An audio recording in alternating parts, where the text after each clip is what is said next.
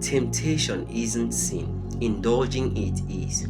Now, it's important to note that God knows our limits, therefore, wouldn't let us get tempted beyond our capacities. So, if you're tempted at all, it clearly implies that you can bear or overcome it. However, you've got to understand that the temptations of the devil is fundamentally designed to make a person see reality from his own perspective. And his utmost perspective is tailor-made to make one think one doesn't need God. It might not appear so initially, but a careful glance at the systems of sin would invariably reveal that the grand intent of the enemy is to make one consider God unnecessary. However, there are quite a couple of things to do in order to overcome temptations. First, do not negotiate. The story of Eve in Genesis chapter 3 from verse 1 to 10 clearly explains that. Don't even start or engage in a conversation with the devil, it most likely wouldn't end well. That old serpent has been around earth for quite a long time. See, you really shouldn't even engage in negotiations with every temptation.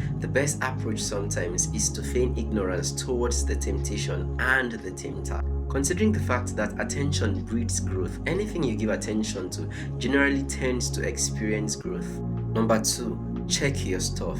I'm going to say that again. Check your stuff. What stuff are you made of? Most often, the frequency, intensity, and kind of temptations found in the person's life is a function of the content of the person's heart. Ideas are creative materials of experiences. Therefore, the idea of sin comfortably at rest in a person's heart would invariably create an experience outwardly. So what stuff are you made of?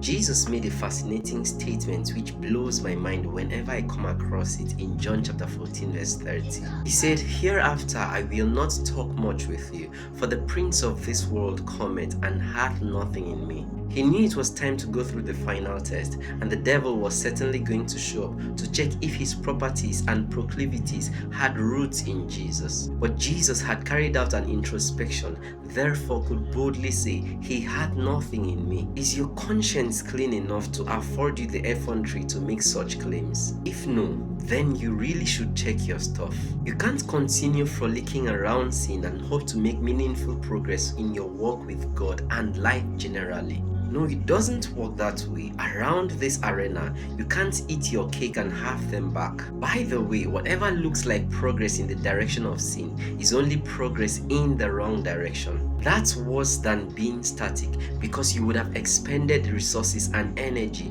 moving in the wrong direction and inevitably have to waste approximately the same amount of resources going back to point zero before taking steps in the right direction eventually. Now you see why it looks like you keep taking one step forward and 10 steps backward. It doesn't matter who you are, the prince of this world shows up from time to time, so check your stuff before he shows up in your direction again. That way you are sure to successfully glide through to the next and higher level of your life. Selah.